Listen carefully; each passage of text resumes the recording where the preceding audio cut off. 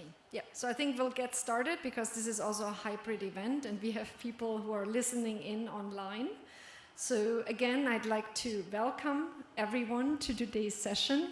My name is Claudia Ringler and I'm the Director of Natural Resources and Resilience at the International Food Policy Research Institute, and I'm also the co-lead of the sg-afnr initiative on Nexus Gains.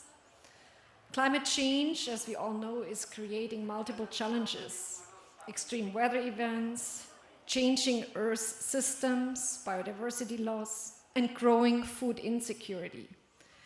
Many investments focused solely on water or solely on energy, solely on food or solely on ecosystems fail to account for the trade-offs across those systems and miss opportunities for synergies. The sg-afnr research initiative on Nexus Gains has pioneered a systems approach that breaks down disciplinary and institutional silos to find ways to reduce trade-offs and identify synergies in water, energy, food, and ecosystem investments. We work with partners to develop and test Nexus models and other tools in 5 sub-regions of Asia and Africa. We identify opportunities to strengthen governance around those systems and to create capacities to plan and implement WAFE integrated solutions. The initiative is now 2 years old, and just last year we generated 140 exciting outputs and innovations, including 80 new knowledge products, and we, I think, are really on the way to achieve some lasting impacts in Asia and Africa. This particular session today will do a deep dive focusing on South Asia. Again, we know the topic of this conference is food security and with a strong linkage on climate change.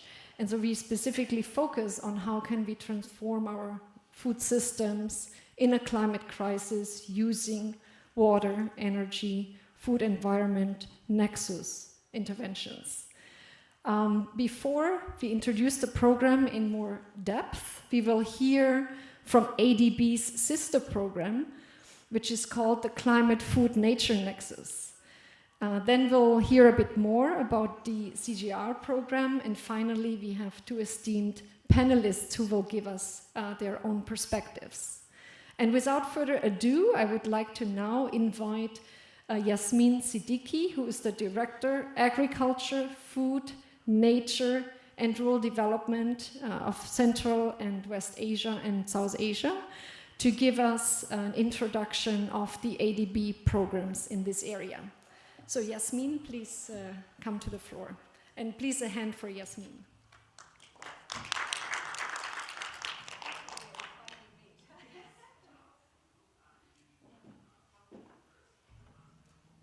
So a very good morning to you all, and I trust everyone is still enthusiastic and excited about this event, which I believe so. Claudia, thank you for the introduction, and maybe just from my side, perhaps covering Central, West and South Asia, I'm often challenged to think where is the best place I can start. Each region, comprising so many countries, has its own peculiarities and challenges. In this case, what I really was keen to showcase is some of the work that we are pioneering in Central West Asia region. Now, these are the 10 countries which start from Pakistan and go all the way into the Caucasus region as far as Georgia. In my opinion, there's a lot of pioneering efforts that have been made there. And if we can go to my first slide, I just wanted to start off with, So I wanted to start off with a story, which I have been trying to reiterate in many of the places where I'm presenting, but it's about wearing our climate lens.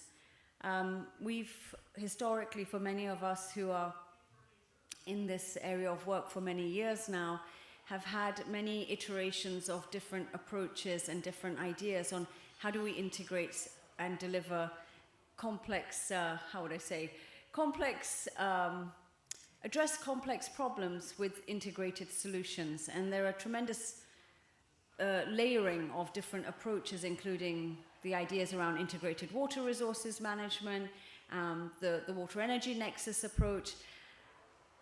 I wanted to bring it into and in line with where ADB is and where ADB is heading, which is its climate ambition and a climate resilient Asia and Pacific. The reason I repeat it everywhere I go is because for me, and I just said it in the last session, we're on this train together. And if we don't hold hands and sit together on this train, some of us will fall off. So the train is hurtling along. We need to stay on it. And so I consider looking at these issues through the climate lens as one of perhaps the most important aspects.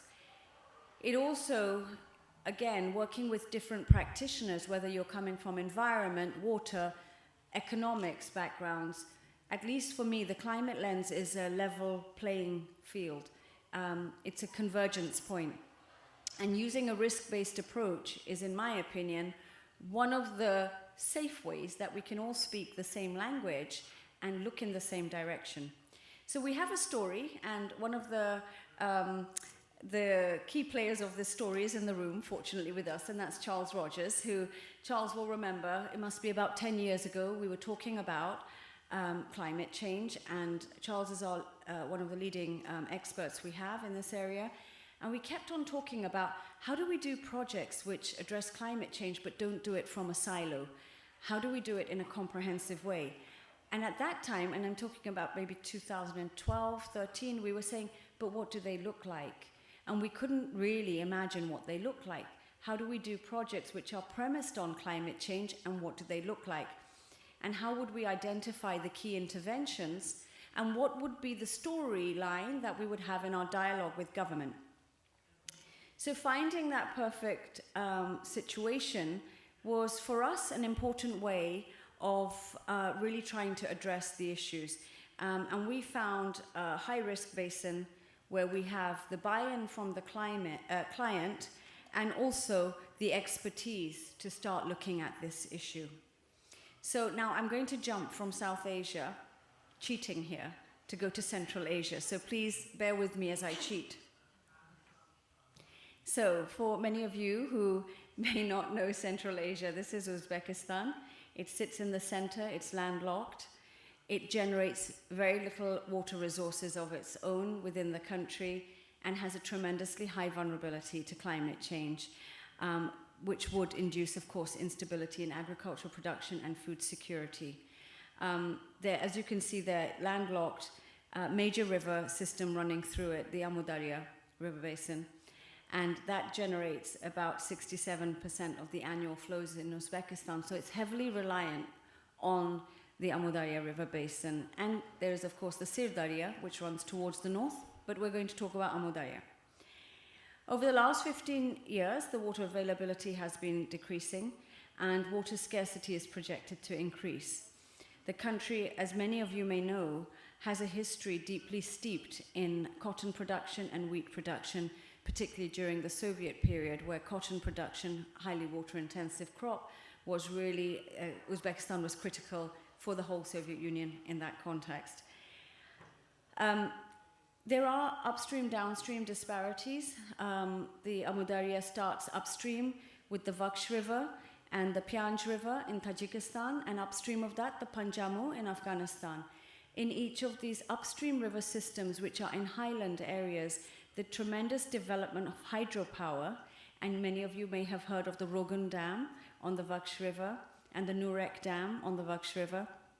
And now with Afghanistan building its Kushtepa Dam, Kushtepa Canal, there's a lot of diversion that's happening upstream as all countries start hurtling into water scarcity and facing the impacts of climate variability, that tendency to go for increasing storage. For me, I was just saying this morning, I have never had so many requests for dam projects as I am seeing today from our client countries, and this is a sign of what's happening in this region. Power generation, of course, is critically vital, and it's that trade-off between those upstream countries of Tajikistan, Kyrgyzstan, wanting to store water for hydropower generation, and at the same time, those downstream countries requiring irrigation water for their crop production. So these disparities or these complexities really challenge this region. We worked with the government of Uzbekistan, specifically the Ministry of Water Resources, and I remember it must have been 2020, and we went to meet the Minister of Water Resources, a rather fierce gentleman, but a very smart gentleman. And we said to him, please don't bring us a project and put it on the table and say ADB financed this, which is the way it's often the case. We're given a feasibility study, ADB, please, this is the project we want to do. It's an irrigation system, 20,000 hectares. We need you to finance canal lining. And Minister, please, don't do that.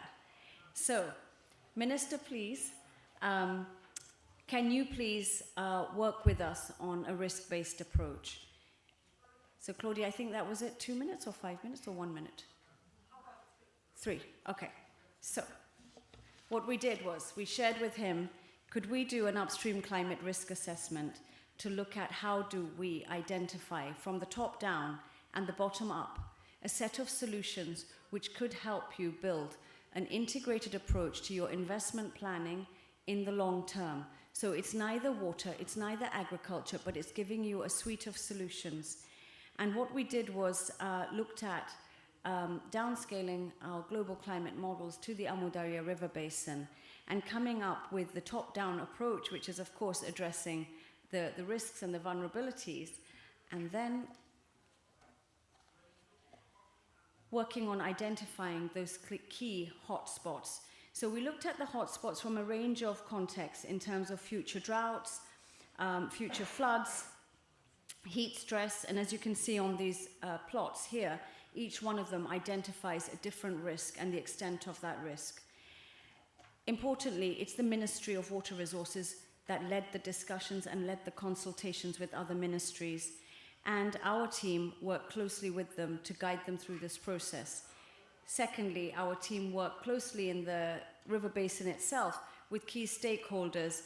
And here's just some illustrations of what we found in some of the districts in terms of the highest stressed districts. And so the ones in the dark brown are where we found that we had the biggest impact. So we did in-depth socioeconomic surveys to look at what were the context of the communities, focused group discussions with experts, communities, and of course the government representatives at the district level. We then came up with a set of national level stakeholder discussions to identify which were the solutions that they would like us to proceed with. So here are some of the sorry about this, it's multiple clicks. These are some of the sets of solutions we came up with in those high-risk basins. Now, this has been an important dialogue for us with the government, and if I just take one of them, the one we're going to start off with, in Kitab district, in Kashkadarya province. So here we see that flood management is an important area to address. The basin is very flood-prone, also conservation agriculture, and then looking at environmentally based or nature-based solutions as well to look at degraded watersheds. So this has helped us now work with the government on a programmatic approach for Kitab district for a long-term investment planning using policy instruments for water management and irrigation, but also bringing in storage and also looking at watershed management. So I'm going to skip to the last slide because I've probably gone over my time as well here. Our next steps, importantly, are to consult with the government counterparts on really shaping up the scope of the investment, and our team will be going out next month to have that discussion. We're going out next week to discuss with the ministries and to package that investment. Importantly, what we're aiming for is having a policy-based lending combined with sector investments. So the policy instruments as the stick, and of course the investment as the carrot, and using this combined approach to drive the investment planning and future interventions. This integrated approach really provides us with an opportunity to tackle disaster risk management, community resilience, modernized irrigation, watershed management, and storage rather than just looking at let's build a dam, or let's upgrade an irrigation system, let's rehabilitate a canal. So those terminologies are ones that we need to move away from and come in with these much more climate-centric and responsive approaches. And I'll stop there. Thank you. Thanks so much.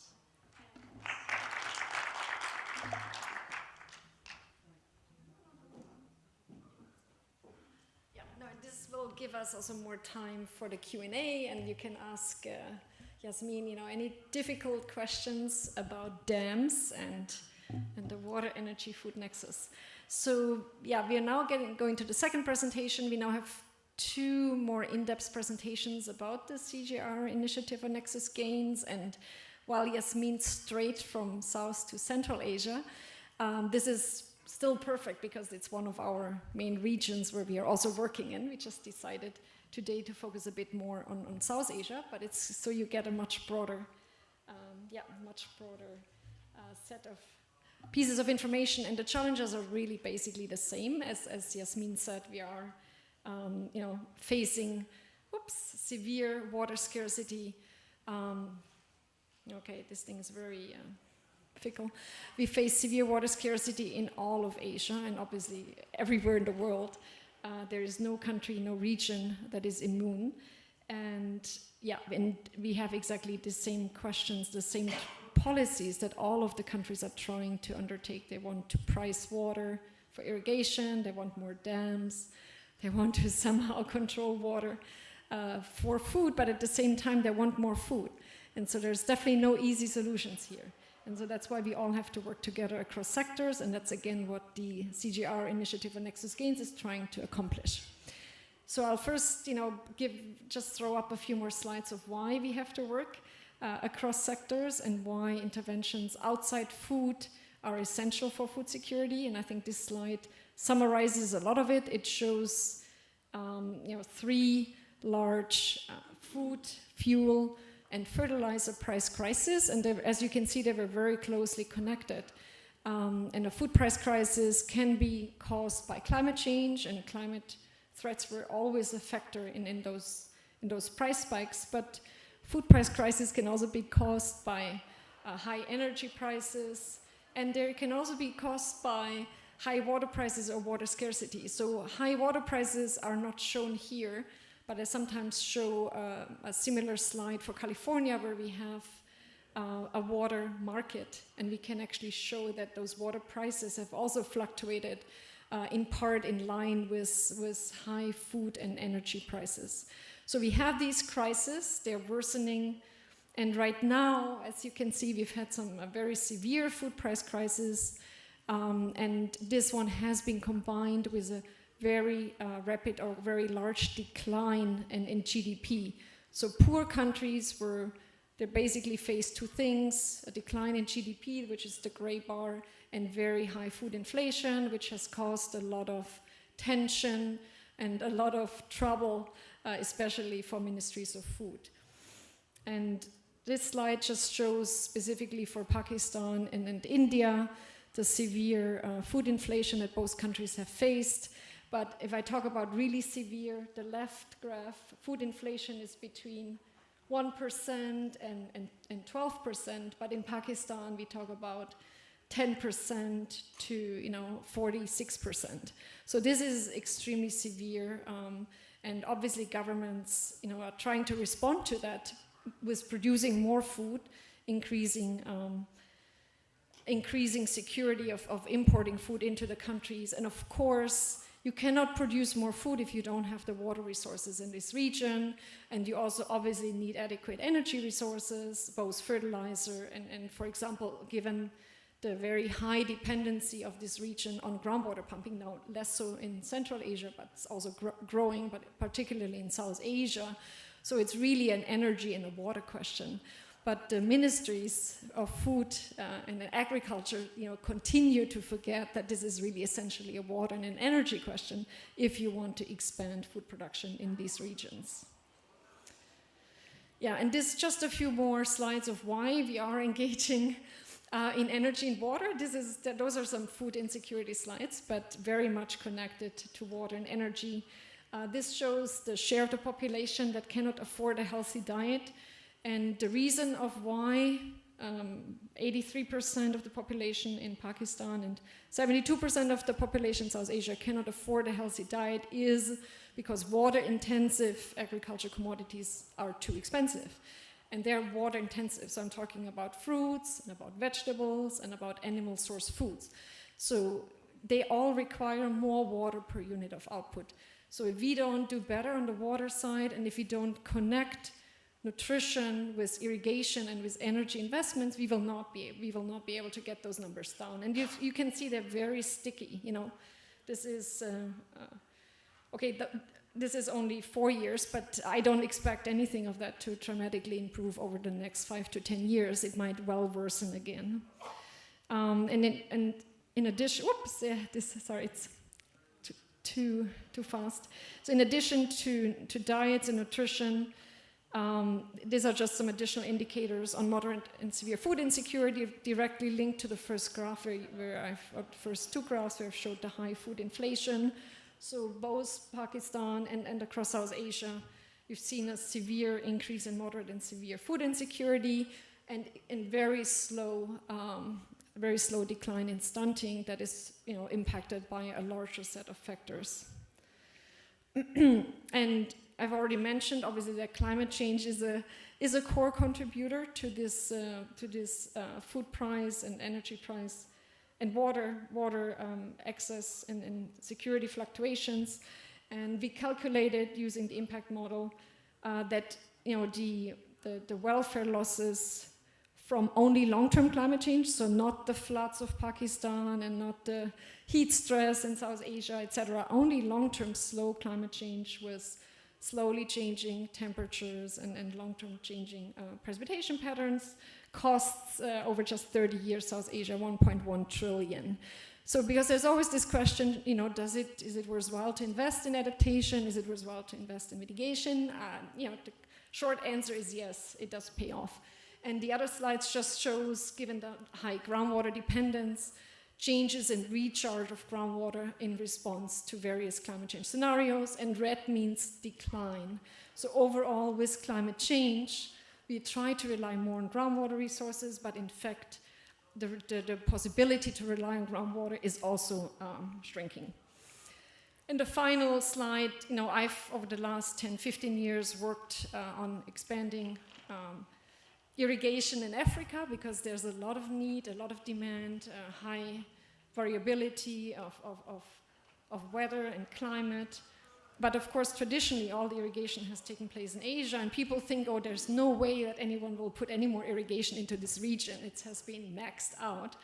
And this is a recent assessment, changes in irrigation between 2000 and 2015, unsurprisingly has shown that most of irrigation takes place in water-scarce areas, but India alone has still, quite dramatically expanded irrigation, and China has as well, and unsurprisingly, in some of the most water-stressed areas.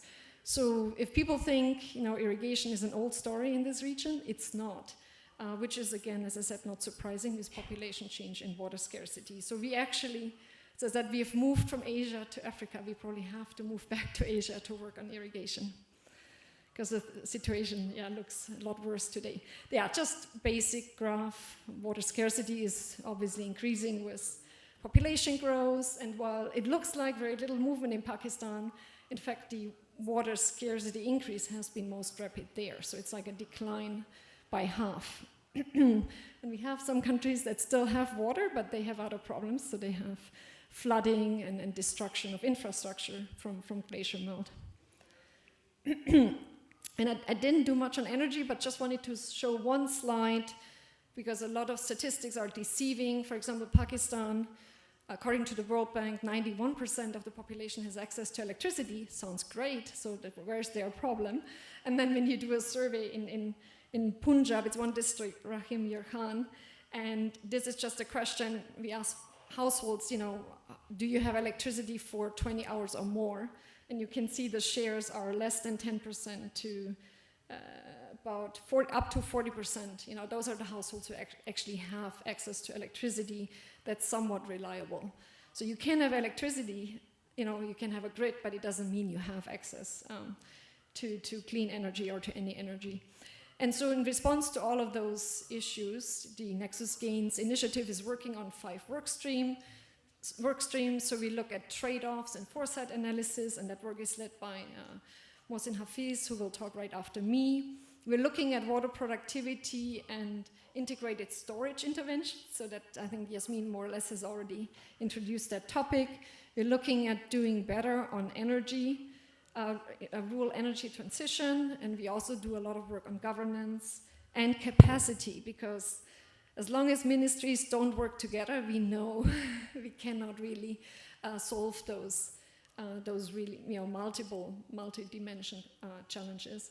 And it's just to show with whom are we working in Nexus Gains. We work with 157 universities and research organizations. We work with 50 government partners, so that could be Ministry of Water, Ministry of Energy, etc. And on it goes. So I think we have a pretty broad network established, particularly in the South Asia region. And each of these initiatives, that you might have heard about a few others, each of them has a bunch of so-called innovations. And I don't have time to go over all of them, but if anyone is interested, we're happy to provide information. We have text written up about them and outputs. I'll just quickly, before handing over to Dr. Hafiz, will mention the Women's Empowerment and Energy Index and the Groundwater Governance Toolbox. So, we know that energy access is gendered, so our goal in Nexus Gains is to more radically and faster increase access to clean energy in rural areas, and specifically to women, which is a little bit challenging. And so we try to understand what are the factors, what are the benefits, of specifically focusing on women in rural areas. And if we do that, is that connected with other multiple impacts and outcomes? And so basically we developed a standardized measure that helps us to assess how women are doing compared to men for both energy and productive systems and also in the household. And it also helps us to see if women that are empowered through energy access, if they have other beneficial outcomes in terms of nutrition, or could be many different things, leisure time, etc. And so we have implemented this in Nepal, India, and Pakistan. And here, those are some results from India, where we can, for example, see that unsurprisingly, men have higher adequacy in energy access, like 73% compared to women, where we only have 14%. And then we also have some households where women and men are doing equally well in terms of energy access, and that's a smaller share, 13%. So why does it matter? So we have not only developed the index, we've applied the index, we've also analyzed other important outcome indicators linked to this index. And what we found is that if women have more adequate access to energy, at least in India and Nepal, then they're more likely to participate in economic activities outside the home. In Nepal and Pakistan, more empowered women through energy are more likely to use cleaner energy sources. They are actually able to exert agency over energy technologies. And we also find in Pakistan, which is very important, higher or improved dietary diversity for women with higher agency over energy sources. So basically what we want to say here, you can use energy as an entry point for food security, nutrition, and for many other important outcome variables. And we need a standardized measure to show progress over time and to identify entry points for action. And before I hand over, I think this slide is really a slide that leads to Mohsin Hafiz's talk. Another area that we have worked on a lot is groundwater governance. We know groundwater resources are under extreme threat.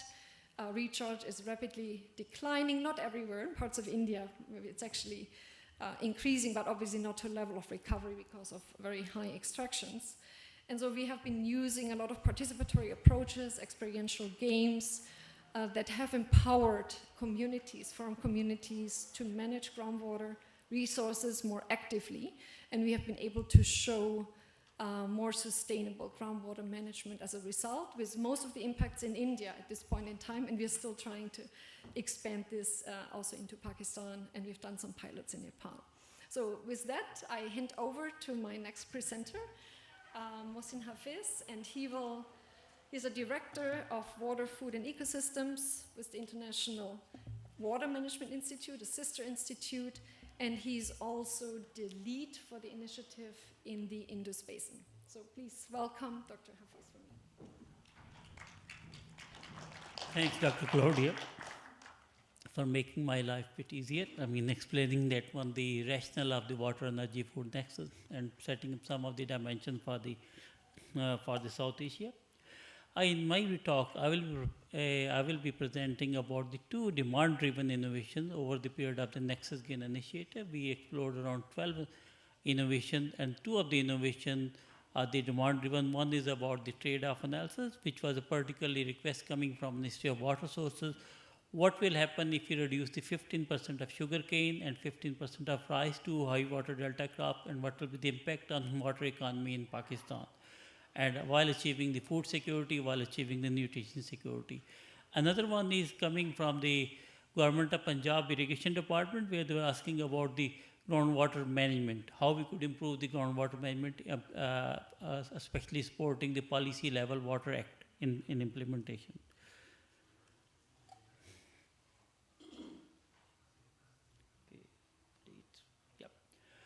Just the future of water in South Asia. Just on as Claudia mentioned, that the water scarcity is increasing, and then around 90% of water is used in agriculture in South Asia.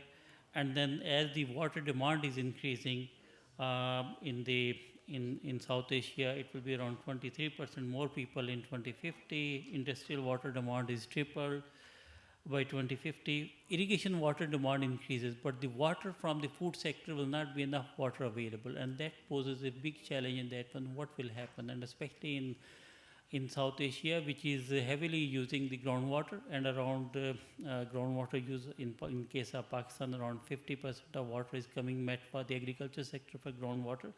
But groundwater is also using for the domestic and for industrial water supply. How we could balance the trade-off, especially looking around the energy dimension as well as on the water availability. So here the first study where we looked around that one Nexus Gain team led by this team. We're looking around the economy-wide impact of increasing water security, especially if you restrict the 15% of rice and sugarcane and the cumulative effect on the water economy in Pakistan. We utilize the CG water model to assess that releasing water from high delta crop for other beneficial purpose while not making any impact on the nutrition and food security for the first we are looking around. This is here the snapshot of the annual crop water requirement millimeter per year.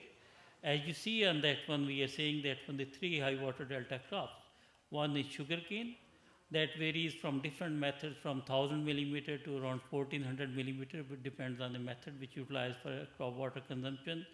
Rice is around 740 to 1000, and then the third is the cotton, which is around 640 to 812. And here we will be particularly looking on the rice and sugarcane in the following slide.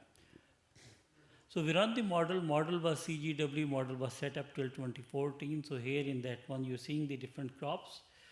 And then the 2014 is the one when the model was set up, and the model was showing the different crops in terms of their acreage. Irrigated rice is around 1.3 million acre. In 2014, basmati rice is around 2.63 million and sugarcane is 1.58. Overall acreage is around 42.87 million acre if you talk about 2014. What will happen in 2030 scenario? Again, looking around that one here, we just looking around as a part of the traditional what will happen if there is nothing, and where we are estimating around 44.80 million acres of area will be irrigated, will be under the crops. Now, looking on the change is basically the net difference between 2014 and 2030. On the right hand side, we are looking around 15% reduction in rice. What will happen, and that we are seeing it around 300,000 hectare area will be reduced if we go with that scenario, and these are the simulation scenario which we done it. And again, When we are looking around 50% reduction in sugarcane, that's showing it around 230,000 acre area will be reduced if we go only for the sugarcane. And net cumulative, when we are looking around 15% of reduction in rice and sugarcane, that's giving us the area of around 400,000, around 200,000 from the sugarcane, and as well as around that around 500,000 from that coming it from the rice and then the basmati rice in particularly. And what will happen in case of the water use? Again, they're running the same scenario. For the water use, that's again showing it that in terms of I think here this typo, it's a million acre foot. Here we are talking about that one, the sugarcane and the base in terms of this is a for the irrigated rice is 3.63 million acre foot, and basmati rice 6.44, and when we go into the further in 2030, 4.23 and 6.67, and then similarly for sugarcane 7.04. When we are looking around 15% water use reduction in rice, and what's the impact? If area is reduced, how much will the impact on that one? This is around 3.2 million acre foot. Rice, the water use will be reduced only from rice, and from that the sugarcane it's around 3.18 million acre foot area water will be reduced. Overall, that's leading it to net the depletion of the water, but then how that water is appropriately reused for the other crops. Let's say the fruit crop has been increased, vegetable crop area has been increased, so that there is no net impact on the food security and nutrition security for the scenario. And then we looked around further on that when the crop water use changes without the climate change, and here we are talking about the 2030 scenarios. Again, we are saying that one, this is the Punjab, Sindh, and then the other provinces cumulative for the Pakistan. And we are saying that one there will be an impact on that one, the rice, if that's rice area there, and then the sugar cane, but in terms of the cotton, there will be more water will be there, and in terms of it's more positive than for the rice area there will be rice and sugar cane, the area the water will be reduced, but in terms of cotton that will be increased. And when we are looking around with the climate change scenarios, and that's again showing it that again there is a more increase in terms of that on the for the cotton crop and for the across the provinces and everyone, and major is in Punjab province. Now looking around the cumulative one on that one, so we run on the national water use scenario with the alternative tax policies. If we go for the first combined sugarcane and rice, which is showing it on overall million acre foot, we are talking about 70.1 million acre foot. And if we added this sugarcane, rice, cotton, adding all the three crops on 30% of the taxing on the sugarcane, cotton and rice, that becomes around 68.9 million acre foot. And then if we just say it alternatively applying that one, the taxing on the crop reduce the acreage. If you go tax on inputs such as fertilizer, that's leading to around 69.5 million acre foot. But if we are only looking around the combined that from the sugarcane and rice scenario, we are taking out the water around 3.2 million acre foot of water out of the agriculture, and if you convert how much water withdrawal, that's around 6.5 million acre foot. So that's showing that when there are possibilities, if you want to take out the water from agriculture, how we could do it and how we could pinpoint the areas. That's the one innovation. Second is looking around the South Asia in terms of the groundwater use, which Claudia mentioned again, that when we are talking about the water is mainly groundwater used for agriculture, industry and domestic across the South Asia, showing the different countries. In India, around 25 million of groundwater pumps abstracting around 50 billion cubic meters of groundwater annually. That's around in Pakistan, around 1.5 million 1.5 million tubes are extracting around 50 billion cubic meter of water from the groundwater. Here, that's showing the snapshot of the tube wells, how the tube well has gone increases over a period of time. Only in case of Punjab, which we are talking about, there is around 1.1 million tube wells, unregulated tube wells are extracting the water without the quality and lowering the water table and also causing the soil degradation is one of the common phenomenon. And what we did it when we were talking with the government of Punjab, we saw, okay, the Punjab Irrigation Department is managing excellently the surface water information system, but they don't have a groundwater management information system. And now, in order to implementation of the Water Sources Commission, the Punjab Water Services Regulatory Authority, there is a must, we need to have that kind of information. So we helped to the Punjab Irrigation Department for 1.2 million geotagging of the tube wells, as well as we helped them on networking installing of the 125 divers for monitoring the near real-time monitoring of quantity and quality in 3 districts, and as well as the quantity and quality aspect of that one and capacity building of the stakeholders to the government of Punjab, how they could be upscale to the whole Punjab. Here sharing some of the snapshot. Typically the irrigation department is installing that one, the piezometer well, they are monitoring twice a year, pre and post monsoon, and they are just installing it wherever there is easy to use. So we did a principal component analysis based on the historical analysis of last 20 years, all the information, and then that's giving us the information. Here, this is on the left-hand side is showing that from the PCA analysis, wherever they were installing, it was not looking on the historical analysis, but now we provided a much more scientific base analysis to trying to identify the locations where the water table is falling, and then as well as the water quality there, and that has been principal component analysis around installed the 40 CTE divers. This is a snapshot of Rahim Jharkhand district.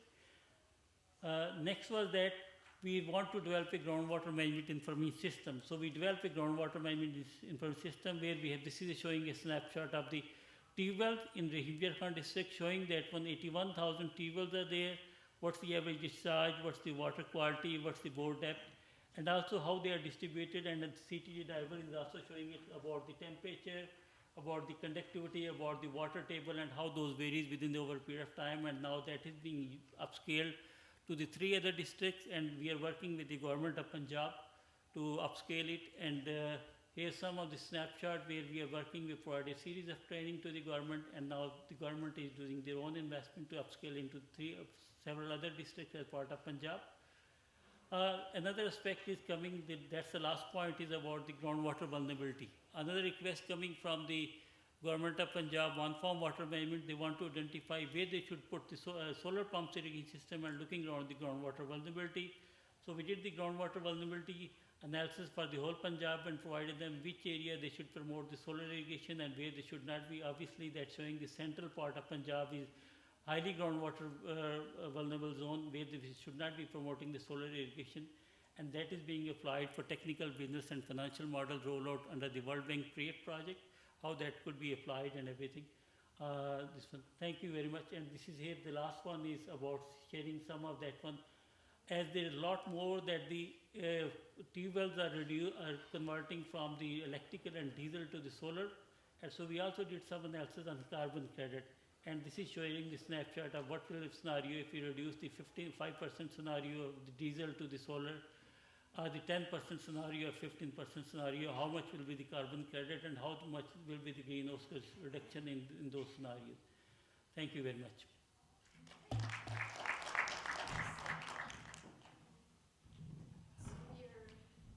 We're now moving to the discussion component of our session. And I'd like to introduce our 2 discussants, and they can already come to the stage. And Yasmin maybe also already come to the stage. So yeah, we have Bimbika Basnet, who is a gender specialist with the Gender Equality Division, Climate Change and Sustainable Development Department of the ADB. And I expect her to talk a bit about some of the social inclusion aspects that are very important for any of this, heavy water, energy, and food assessment work. And our second discussant is Alisher Mirzabayev, who is also actually an expert on Uzbekistan. So even so, we're supposed to focus on South Asia. I can see some more deviation into the Central Asia region. And he's currently a senior scientist, policy analysis and climate change with the International Rice Research Institute, and he might also want to comment on the presentation by Mohsin on the proposed reduction of rice area in Pakistan, in trying as one intervention to reduce water scarcity in that country. So I look forward to an exciting discussion, but let me first really start with our panelist, and particularly with Bimbika, to give us some impressions from what she has heard, and also some, I guess, suggestions for our work going forward. Yeah, so please, over to you. As you wish. Yes. Mm-hmm.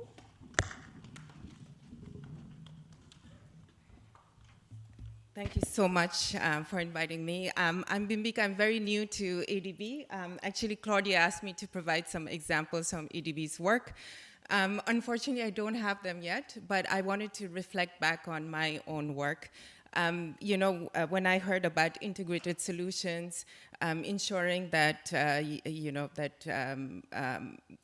sort of climate strategies don't just focus on water or forestry or agriculture, that there are integrated initiatives. It took me back to my PhD days, back in early 2000s. And any given village in Nepal, which is where I did my field work, there used to be so many user groups. So irrigation user group, water user group, agriculture user group, forestry user group, and and also other user groups like mother user groups and youth user groups. And then, when I was very intrigued about these user groups, and inevitably most of them were formed by different sort of development or government programs. And when I looked at these user groups and wanted to understand who was actually a part of these user groups, it was very interesting that they were the same people. So it's great that now the programs are much more on sort of integrative solutions like climate smart agriculture, which focuses on integrated approach to managing landscapes, such as cropland or livestock or forests and fisheries. And that are really, addressing those higher level challenges that Director Yasmin, Claudia mentioned about the water, energy, and food nexus. And inevitably, these involve the use of technologies, conservation efforts, and all of these other sort of changes that are happening. And they're all, at the end, targeting farmers. Whether it is directly through projects or through an enabling environment through policy changes. So they're seeking to improve access to information and technology, incentivizing behavioral change, providing financing needed, connecting to markets, safeguarding against risks posed by both the slow and fast onset of climate change. And so from a gender perspective, the question really becomes like, who are these farmers? The farmers are not just owners, but also workers, and they can be both paid and unpaid. And when we look at farmers in that equation, when we broaden the definition of farmers, we see that women are also an equal part of the equation. And in South Asia in particular, with a lot of out-migration of men in rural areas, women do compose a large share of the productive age group in farming households. So, looking at this issue of water, energy, food nexus from a gender perspective is not only important for equity, but also for efficiency. So, Claudia mentioned the Energy Empowerment Index that is developed by IFPRI. Another index that I really like, which I had shared with Claudia earlier yesterday, was this Reach, Benefit, Empower, and Transform Index. And I think it's quite, intuitive what those mean. So Reach is about ensuring that both women and men have access to information, technology, incentives, support systems that are available. Benefit is ensuring that this access then leads to other outcomes, whether it's farm productivity, whether it's higher income, whether it's investment in human capital. And empowerment is possibly the more fuzzy one. What do we mean? So, it includes a lot of things, having more say in decision-making, greater mobility, control over use of input, to power with means like, voice and influence in groups, representation in groups, and also it also refers to the internal changes in individuals, such as changes in attitudes about domestic violence, increased self-efficacy, autonomy in income and production and entrepreneurial activities. So it involves developing a sense of self-worth and confidence in one's own abilities. So it's really interesting to see Claudia's results about how empowerment actually leads to benefits both for the women, but also for the entire household and for outcomes that we're interested in, from nutrition to energy adoption, renewable energy adoption. And then the final one, the indicator, as I mentioned, is reach, benefit, empower, and transform. So transform, in the end, project level gains will only be successful or even possible without broader transformation in norms and structures. So the transform is essentially about improving access to land, enhancing access to finance, reducing current barriers. So these are the sort of normative and structures that need to be transformed. So in conclusion, we've talked a lot about understanding and managing these complex interactions between water, energy, and food, which is really crucial for food security, particularly in a region like South Asia, where there's so many complex challenges from population growth and also economic development convergence. So adopting a gender lens through frameworks like these and applying them in both our project and policy approach really supports this transition and ensures that it's both efficient and also inclusive. Thank you. That's it. Thank you. Very excellent comments, and strengthen the need to really take a disaggregated approach, because women and men's needs around water, energy, and food are quite different, and we have to be cognizant of where to intervene and how, and then to make sure that consider the trade-offs, because some of those interventions that we have seen increase the gender gap in resources, agency, and achievement. So I think it's great that ADB has a very strong focus on reducing these and eliminating gender gaps. So now we move over to our second discussant. Alisher, please, your comments. Thank you. Thank you. Thank you very much, Claudia. It's great to be here, and thank you very much to all the presenters for the very informative presentations on ADB's and also CGIAR's Nexus initiatives activities on water, energy, food, environment nexus. If you remember, in 2011, when this concept of water, energy, food nexus was first introduced or discussed in Bonn during the conference there, environment was not there. It was food, energy, water, energy, food, and then I think it's a very good development, very good addition that environment is also making an essential part of this nexus concept. Another big change, I think, Claudia, which happened over the last decade since those times, is that at the beginning, this nexus idea was a little bit fuzzy. People couldn't understand what does it mean. It's a little bit more like a narrative rather than specific action areas. And thanks to many activities, including with strong contributions from Claudia's team at IFPRI, this has now become a lot more concrete. We can see the numbers, we can see the results, we can see this more of a tangible type of approach to a water, energy, food, and environment nexus. What is the nexus? And Mohsin was saying about this, why do we need a nexus approach? Number one reason, because these food, energy, environment, water sectors, they have overlaps, they have synergies and trade-offs. They cause something called externalities, so they affect each other. If we approach them each separately, we will be losing those interactions, we will be missing on them, and eventually maybe taking misleading actions on each of these, unless we are considering these interactions across these sectors. In that sense, I think there are three areas, three dimensions where these synergies and trade-offs are very important to look, and our presenters also in some way directly or indirectly highlighted those three areas. So one is, of course, obvious from the name, synergies and trade-offs across the sectors. Yeah, we need to capture those. For example, when there is soil erosion from agricultural lands and then it's blocking downstream the hydro energy production. So that's a trade-off for hydro energy generation.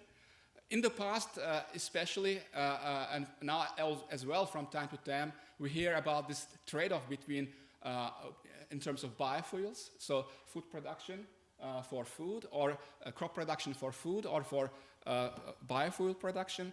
But there are also, it's not only trade-offs, there are also synergies, for example, around agroforestry. In Ethiopia, a study led by Claudia and her team found that when farmers have trees near their plots, near their houses, their food productivity yields go up, because they can spend more time on looking after crops instead of going around looking for fuelwood. Yeah? So this kind of very basic synergies and trade-offs across the sectors. I think I'm very glad, Mohsin, that now you are able to link it to CGE. Sometime back when we had a student from Ethiopia when working on the Nile Basin, it was a little bit difficult, but now I think this is a great idea to link it to economy-wide impacts. And I will come back to that in a moment when I will be talking about the people's dimensions. So this is synergies and trade-off across sectors, one. Second is across scales. And Yasmin was mentioning about this with a different level of studies at local level, how this affects. I think this is very important, especially these upstream, downstream locations. And one of the important aspects of looking across scales is also through trade. I think this is something that is not really captured in the model. So how, when we are talking about local scale to regional or global, yeah, we know there's hydroeconomic models which can look from watershed to basin and other things, but then how this is affecting a movement of goods, of course, food, yeah, trade, but also I think we need to also take into account that movements of people, migration. We know from that Karakalpakstan area that you were talking about, Yasmin, that how important, how negatively affecting this lack of water availability on peoples, and this is leading to big-scale migration from, in some cases. Third aspect was mentioned, this is synergies and trade-off across social groups, so-called distributional effects. I think it's very important that we are highlighting the gender dimension, gender impacts, and it's essential part of the story, but this is that subset of the story. The social distributional effects are much bigger than only gender differences. Inequalities are bigger than only from the gender lens. So I think in addition to gender, we also need to look more into these distributional effects between poor households and rich, poor and rich, between different type of social groups. So that would be, I think, an important element. And finally, I think overarching principle for all this, this concept from the beginning was driven from the water sector perspective at the start of it. Of course, now we have diverse perspectives. But still, I think there is a lot of this discussion about water productivity, energy efficiency. These are all absolutely important, but I think we also need to put people at the center. So what does it mean putting people at the center of the nexus? It means, from my perspective, it means looking a lot more into labor markets. How these nexus interactions are affecting incomes, wages. So in that CGE that we are doing, Mohsin, it would be great to see how this is affecting people's, not only this water product, but also yields and incomes. And I think that would be a great contribution going forward. In terms of, there are also a lot of, so this is analysis of the problem, but there are also many, many solutions that are made visible with this kind of nexus approach. And this is, I think, the important, very exciting part of the story. We talked about the rice situation in Pakistan, but you know, there are many technologies that help save water in rice production. So even without the need to reduce the acreage, you apply alternate wetting and drying. You save 30% of water, and then you produce more rice using less water. I think there are a lot of things a lot of that kind of nexus solutions that are available and which could be used. Thank you very much. This is really excellent, and you can see that Alisher moved to the Erie. He moved to the Rice Research Institute. There's always solutions to keep this rice area going. We're in constant discussion from the water side, and we want to get rid of rice. And also from the nutrition side, if you've attended any of the rice sessions, right? There's a lot of understanding that eating all that rice is not that healthy. Anyway, okay, I didn't say that. We can delete that part from the session. But anyway, so I think this was really excellent, and I really loved all the contributions. So I've learned a lot, again, as usual. And Alisher gave the Nexus Gains initiative, but maybe also ADB, a very big work program, because as I mentioned, ADB has its own climate-food-nature nexus. So it's kind of a sister program. So I think a lot of food for thought, and I look forward to some responses from all of you. But at the same time, we'll also take questions from the room. I think we'll first start with maybe some quick reactions to the panelists from Yasmin and Mohsin. And then we'll move over to the room for Q&A, and we have some time for that as well. So Yasmin, maybe did you want to react to some of the comments and also some of the suggestions, both from Bimbika and from Alisher, and how you think you can incorporate those into ADB's work program? Thank you. Yeah, thank you, Claudia, and thank you to the Bimbika and Alisher. Also to Mohsin. And I think, Mohsin, I'm sure there'll be lots of questions on your presentation and that of Claudia. But just quickly, I think, Bimbika, your points that you've raised are very, even when you sat down, I was saying that this is essential that we keep women-centric approaches very core to our work that we're doing, particularly as we witness and see a lot more of the impacts around the climate context, like, for example, heat stress, and the implications of that for women. Also the fact that the impacts, as Claudia, you shared as well in your presentation in terms of access to energy, and I was thinking even at that moment that we often use a broad-brushed approach to considering that the stakeholder is of the same gender.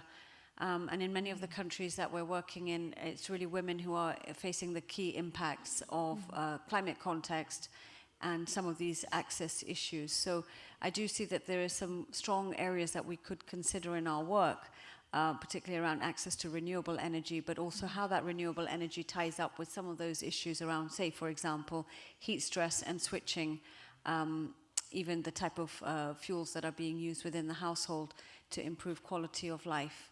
So thank you for that.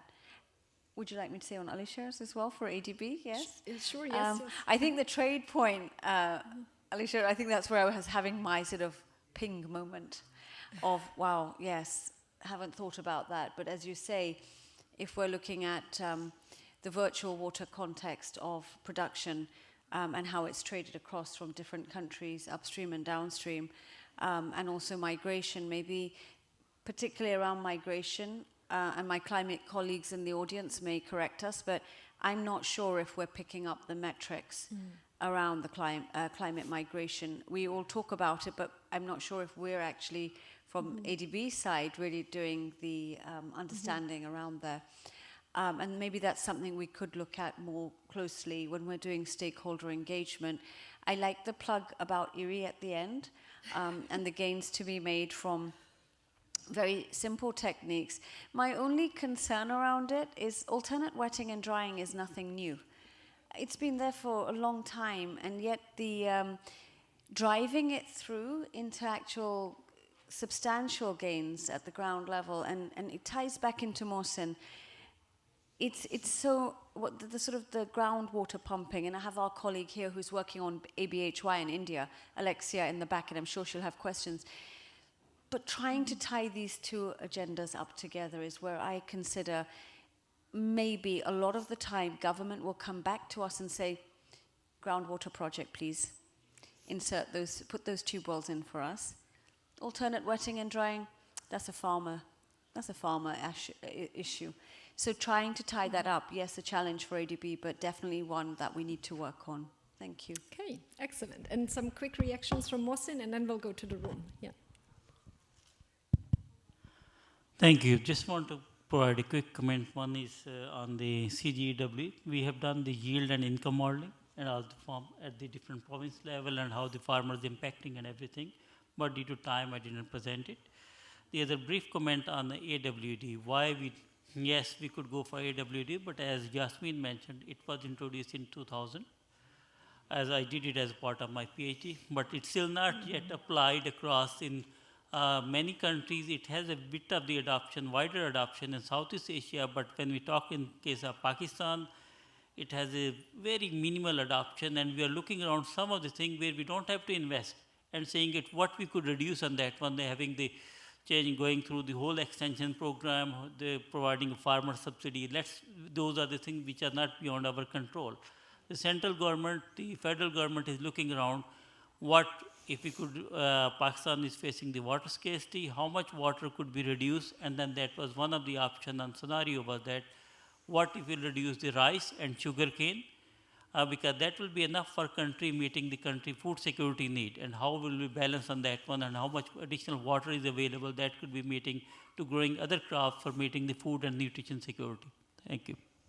Okay, excellent. So now the floor is yours, audience. Any questions you have on South Asia, Central Asia, please. And I hope you take the opportunity. Yes, please just go to the mic, I think, because that's the only mic we have. Yeah, please. And please introduce yourself. Yes. I'm Kasturi Mukhopadhyay. I'm an independent consultant. Excellent presentation as always. But I missed the first few slides of Ms. Yasmin Siddiq because it's your fault. All these are so interesting. I was taking time to understand which I have to attend. So I don't know whether you have dealt on this before. That's my apology for that. But I'm just wondering whether ADB is also looking into the traditional water system and water harvesting projects. Some of these were very interesting projects. I don't know about other countries. In India, we had, traditional water system, which was some of the names I would like to say is like the bamboo pipes of the Apatani types, which they use for diverting water, just using the gravity because it's a hilly area. Then we had the Kund, small tanks, Kadin, channelizing the runoff surface water into the agricultural field. Then Talabs, Jahad, rainwater storage tanks. Then Bauli, the reservoirs of the Thar Desert and Gujarat, which are very, very water scarce. Bauli also is there. Then Ahar Pani was also harvesting the flat water, storing it in Bihar, which is also have a lot of this problem, water scarcity. Now, there are also some very interesting projects which are also available in YouTube readily, like very popular Pani Foundation by Amir Khan, where the local communities were involved to, harvest water, and he said that the villages which will do it best and in the shortest time would get some awards. So the whole community was, involved in it, and they were participating, and it really brought about great changes in that ecology of that area. So is ADB looking into these kind of projects? Many of these water harvesting systems were also lost. It's not used, and the revival of it can bring a lot of benefit in terms of afforestation, reduced soil erosion, rainwater catchment area increase, groundwater harvesting, and then it could empower women because it will bring down the women's gap and lead to employment generation. They are mainly very, very energy efficient.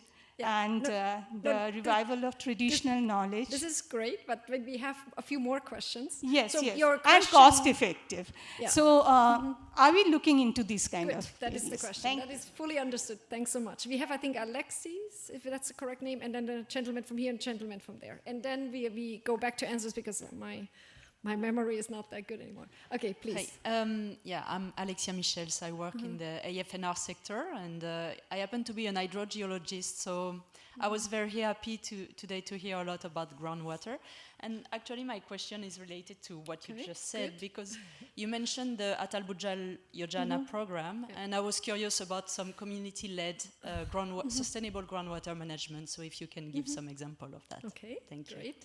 And then, this gentleman on the right, gentleman on the left, yeah. And also please introduce yourself. Thank you. Yeah, I'm Krishna Joshi from Nepal. I'm working with ADB as a consultant. So I have a couple of feedback to, this nexus gains. I was working with IRI before joining ADB, and I recently visited Pakistan. So I have a couple of very, very positive feedback to refine your model. The first thing, what I learned in the ground, rice area is not decreasing. Rice area is, increasing in Pakistan. In fact, it is going to cotton belt, replacing cotton. And I was amazed. In Nepal, we say rice does not have any margin at all. The first thing I heard in Pakistan, they are saying rice is, it's profitable crop and it's export commodity. So government of Punjab and probably Sindh and KP will be interested to, produce more rice to export. So that's the first thing. Okay. So that's related to people. I don't think we can have legal restrictions what they can grow and what they cannot. Therefore, that's one dimension which should be factored in. The issue of AWD, yes, we know AWD has been there from the beginning of the millennium. Why it is not adopted? There are a couple of very, very strong, elements. Number one, all over South Asia, rice, the major rice crop is grown during the monsoon, when you cannot have control over when it is dried and when you can irrigate the crop. So that's one thing. The second measure, even more important than that, is government is giving water free of cost. There is no charge on water. The third, equally important, is there is no economic incentive for farmers to use AWD. So in our project in Pakistan, what we are doing now, trying to create economic incentive for AWD, so that will be through carbon market. So we have a systematic, experiment in two sites, in Okra and Kalasah Kaku, RRI. So that will generate data, and this will be, I think, an eye-opener for policymakers as well as for the farmers. So the other thing, last one because we have more. Yeah. The other thing which can save water, and help Pakistani government is use short duration, drought tolerant varieties, right? That's so simple. And IRI is here. IRI is missing in the nexus gain. I'm sorry, IRI must have been from the beginning, and this is missing. And DSR. Yeah. Don't forget DSR.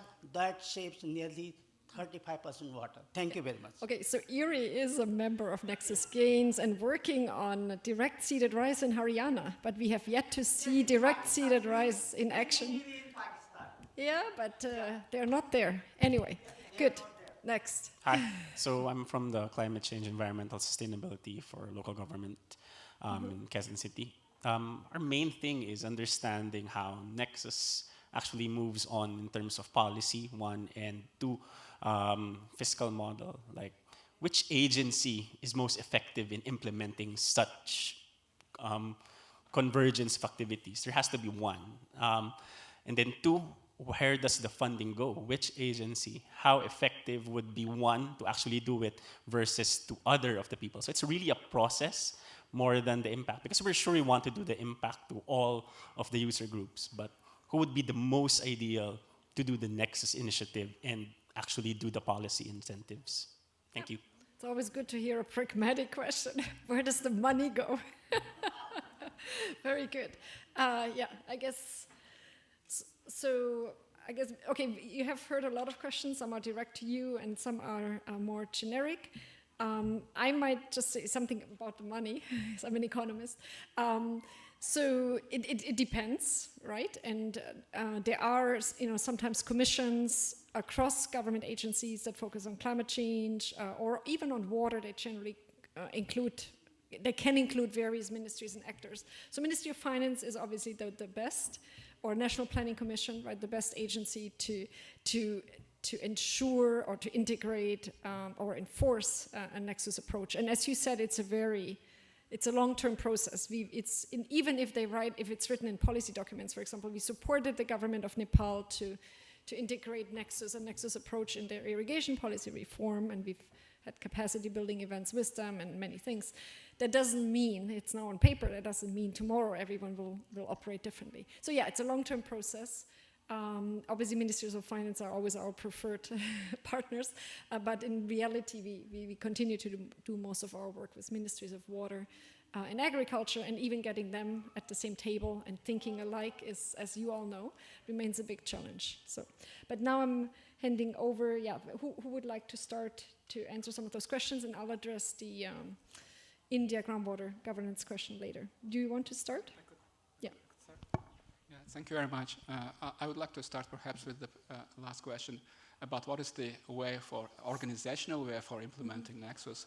I personally think we can discuss that coming up with some kind of superstructure, super ministry which will unite food, environment, or I think it will. It's not necessarily the way forward, probably, because there will be still there will be this kind of silos which need to be overcome. I think a much better approach to make sure that there is a lot better coordination when laws are being enacted or regulations are being made, so that these kind of nexus synergies and trade-offs are taken into account and then implemented through these legal systems which affect all the different ministries. Okay. And we talked about AWD. Of course, there are old technologies, but these are also timeless technologies. So that means their relevance is still there. And one of the important barriers for their adoption is water policy, actually. A big part of the AWD's advantage is in water savings. If water is not priced, is free, and then there is no actual benefit from applying AWD, especially during the normal years, then of course the chances are lower. What we also see in Bangladesh, for example, when they start doing volumetric pricing, application of AWD goes up very, very fast.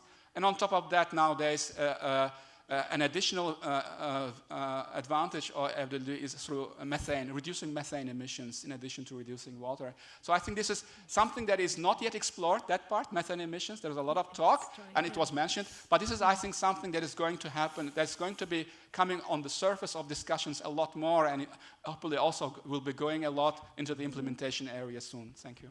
Okay, great. Yasmin? Seems to be the favorite question from our last question around the policy aspects. And Alisher and I were just quickly saying to each other that at the end of the day, so much of this is linked to that macro distortion that takes place anyway when, one, there's no pricing mechanism on water, but often with our rice systems, it's very difficult to measure as well on open canal systems. Number two, when you have minimum support prices for rice, which incentivize farmers to continue to grow rice in the traditional ways they've done it. And thirdly, when you have massive subsidies on energy for agriculture with no separation of feeders for household domestic use of agriculture, and if you have flat tariffs for agriculture, energy for agriculture, this is also a huge disincentive. I'd just like to hear make 3 points. Number one, ADB did undertake a policy-based lending. So Ministry of Finance, to answer your question, is the ministry that we often would work with when we want to bring in policy instruments with the government to really guide or shape the direction the government is keen to head in, particularly now with NDC and NAP.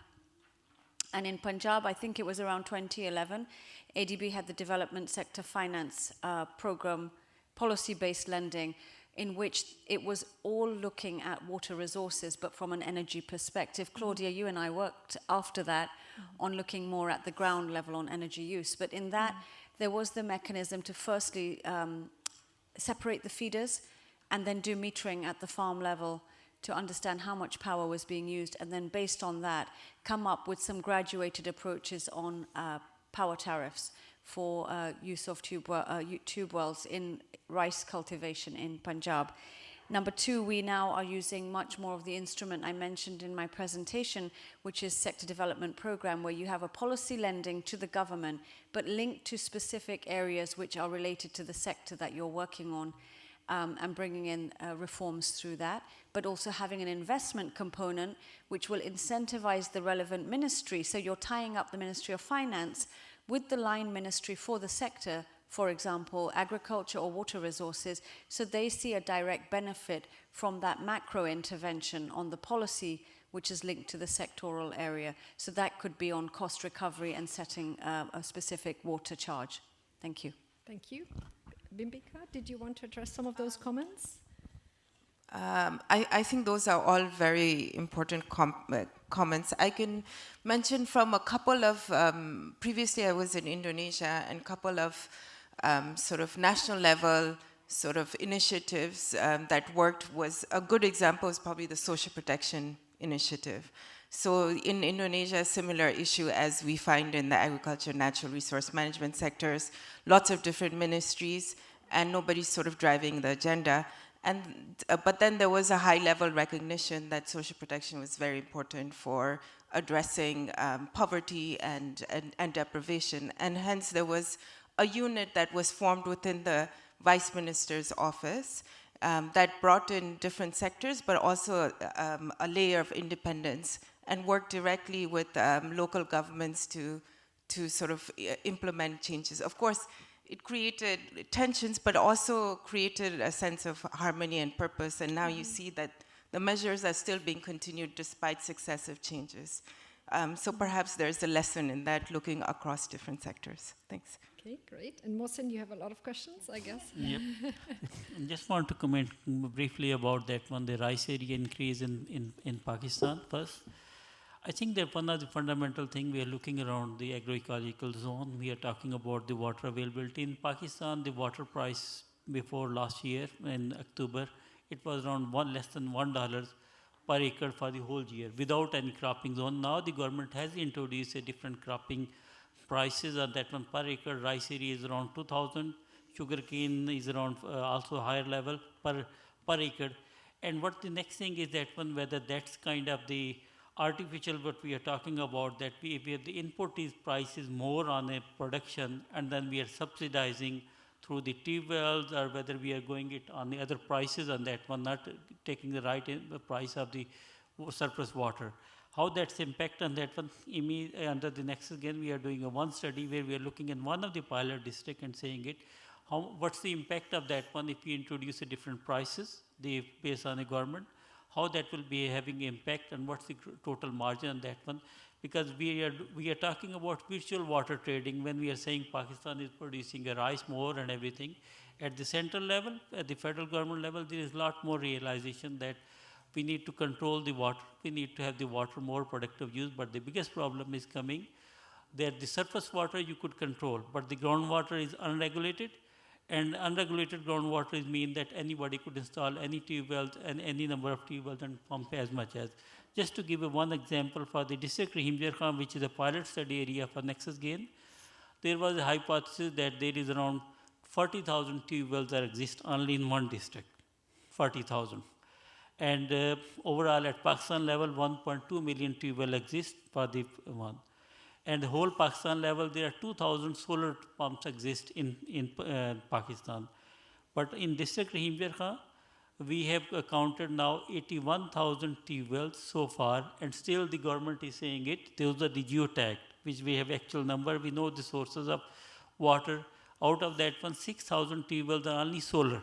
We are talking about 2,000 tube wells for whole Pakistan, but the actual evidence-based numbers are showing it only 6,000 in one district. And still the government is saying there is around 25,000 tube wells, 20% of the area is missing. The next thing is once this information will be available, we are trying to embed it into the groundwater information system. So the government of Punjab, the irrigation department, they will be able to implement the groundwater policy and then saying it, how much is the sustainability, how we could manage the groundwater sustainability. It's a long process, but we are working on that step and the government is taking those measures, how that could be implicated, and that's where we are supporting the policy level implementation. And that's feeding to the various thing, if the groundwater is sustainably managed, then that will be also impacting on this energy, also on the food production and everything. With this one I will stop. Okay, thank you. There was the one question on traditional water systems and ADB, to what extent you are considering those as part of your investments. Maybe you can just quickly comment on that. Maybe just to answer that question, of course, for ADB, just for those who may not be familiar, we're usually, entry point is with the relevant government ministry or Ministry of Finance at the center level in the case of India, and then the state levels. So that would be our direct partner that we work through. We now do have projects, for example, in Meghalaya, and again, Alexia has been working on that one, where we're looking at the development of ponds and watershed management with local communities to try to better manage water resources. In terms of the very specific areas that you mentioned in different states, for us that would be very important that that request to support those initiatives is really led by the government, because we would not be entering directly into an engagement with the community on a project. We would work through the government based on what the government's development strategy is in the state. But of course, those communities would be beneficiaries and could play a role as key stakeholders in which we could revive their traditional systems based on the area we're working in. Okay, great. And just a question on groundwater governance. So it's quite long history. So about 10 years ago, so my colleague Bruce Meinzendick started a pilot with Foundation for Ecological Security in India to promote experiential games to show communities how different actions that they might undertake affect their own groundwater systems. So those are hard rock aquifers, so they can actually control the aquifers themselves through active management. And they had control communities where there was just some engagement but no experiential gains. And then they did an impact assessment, and they found that those communities were the partner FES had been working with communities to just show them how different actions, different extractions, different cropping patterns affect the level of groundwater. And those communities significantly changed practices. They instituted some rules, etc. And so that program has then expanded with some bilateral support from the German government to about 240,000 communities, and it has since been adopted by the national program as one of their training activities, and also by the extension system, the manage program. So basically they have trained a lot of other partners, and this is a self-sustaining and growing program. And it also forms part of the groundwater governance toolbox that Nexus Gains has been promoting elsewhere. And we've also done some pilots in Africa, and under Nexus Gains a pilot in Nepal. And we have a very strong demand and request to do that in Pakistan as well. And you might have heard that Pakistan, we see 8 to 10% of tube wells are with solarized. So it's very difficult to actively manage those groundwater wells. And so what we really need is community engagement to more actively support or increase sustainability of water resources. So this is a very traumatic difference in Pakistan compared to India, where the government has been trying to solarize tube wells, but there's too many other subsidies, so farmers are not interested. In Pakistan, you don't have good electricity and good energy, and so solarization is happening without, actually against government wishes, right? Because there's vulnerable zones, and the government doesn't necessarily want solar to come in, but it's coming in exactly in those most vulnerable zones. So there's a lot of work to be done. And with that, we close this session. I would like to really thank you for your very active participation in the session. And please, a hand to both of all our presenters and our panelists. Thanks so much. Thank you.